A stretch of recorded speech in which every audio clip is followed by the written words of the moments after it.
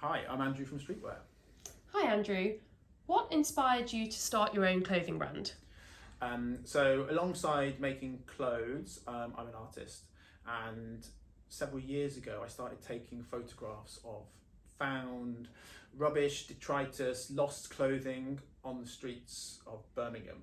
Um, and I initially started to translate those clothes, those photographs into sculptures, and I was interested in how those sculptures could then become clothes.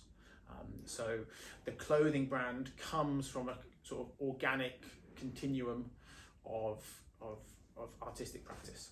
Amazing. We feel your brand has a super clear direction. A lot of brands struggle with this. How did you develop the concept and vision for your brand?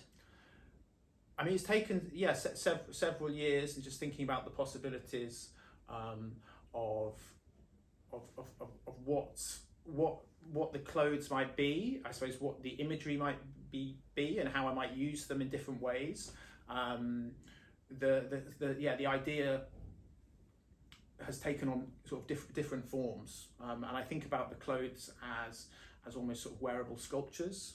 Um, Things that can exist outside of an art gallery, that it can exist in the world, things that can speak to people in different ways. I don't know if that's That's absolutely great. I think that's absolutely great.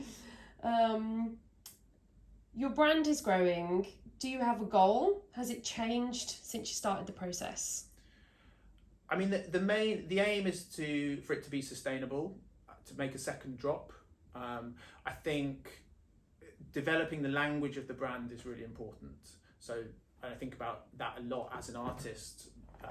The more you do something, it creates that language, and how past objects speak to new objects, how new clothes might speak to old clothes.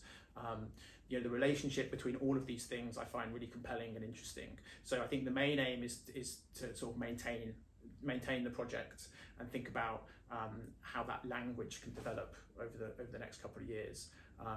And working on ideas for a second drop, thinking about different contexts in which the clothes might be shown, who and how they might be worn.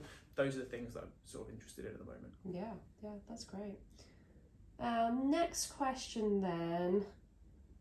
Are there any parts of the design and manufacture process that were unexpected?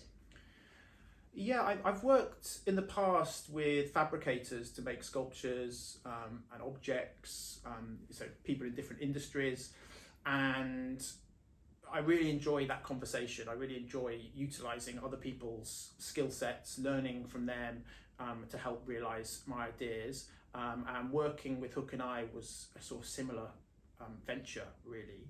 And there were lots of unexpected and interesting elements that came through those conversations about construction of garments, shapes, volumes, materials, application of print, how all those things operate together. All of those things were really unexpected, and I think I learned a lot from that process. It's good to see that you've got some knowledge from that process. That's good.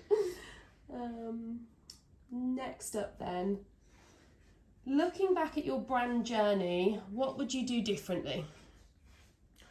I think so much of the process is a kind of a sort of almost like kind of psychological journey, and I think thinking about I suppose kind of time frames and commitments and expectations, and sort of being more aware of those, I think would be something to kind of to think about, really.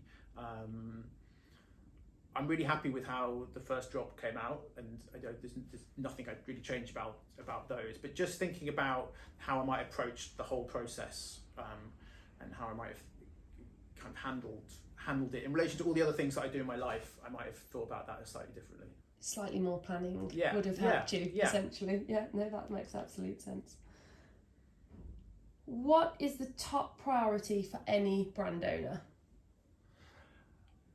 Oh, I don't know, really. I suppose the things that I'm always interested in are, I'm interested in things people being committed to their ideas. I think that's really important. Obviously, being sustainable, thinking about the lifespan of the materials they're using, the lifespan of the art they're making, the clothes they're making. I think those things have got to be priorities, but kind of crucially, having just a really strong visual language. That's got to be sort of central. The key point. The key point for me. I agree with that. It's got to be interesting to you, and hopefully interesting to other people as well. I agree with that totally. So last question then, what has been your proudest moment? Good question. I mean, I think just at every stage there are just these really nice, there are all these little markers along the way that have been really satisfying and really interesting. So it's like receiving the samples, doing the shoots, making an online presence, seeing all these parts come together and speak to each other.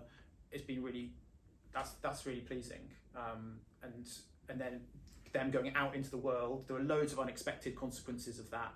Lots of unexpected collisions with other clothes, other brands, other artworks, other artists, other designers. Lots of things that then you're participating in this landscape. It's kind of new to me in some ways, and that's really exciting. That's all the questions. The last thing I want you to do is just to give your website so everybody that watches this can go and have a look at your items. Yes, it's streetwear.store, and it's at Streetwear Clothing, and it's streetwear with an H. Thanks so much, Andrew. Thanks.